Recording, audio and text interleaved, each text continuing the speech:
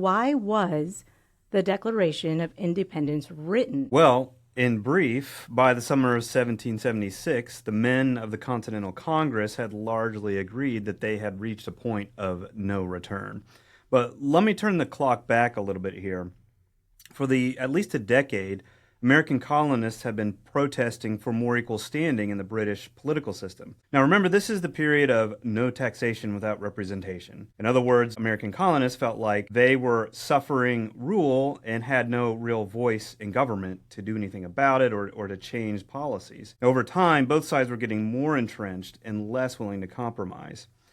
Now, really, the real breaking point, I think, happened a year prior in April 1775. The British military commanders in Boston, which had really become an epicenter of radical protests, sent troops to Lexington and Concord, Massachusetts. Now, what they wanted to do is seize the colony's military supplies and try to calm things down. This is when, if you know the story, Paul Revere rode ahead of the British column, warning everyone that the British are coming.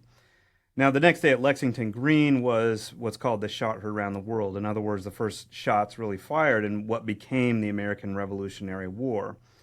In the following months, there were a few full-scale battles like the one at Bunker Hill. So that's a lot of key words that you may have heard of in U.S. history. Some delegates at the Continental Congress over coming months did hold out some hope for a peaceful resolution.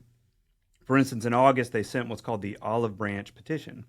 The king refused to even read it, though, and in fact, he issued a proclamation of rebellion, basically stating these guys need to be put down with force. At the same time, the Continental Congress was then passing a declaration of the causes and necessity of taking up arms. And when the colonists then heard that the king was hiring mercenaries from around Europe to fight in a war, they realized they were in a very new and very dangerous world. So back to 1776 and meeting in Philadelphia, most delegates understood that they were seen as traitors and basically a full-scale war was inevitable.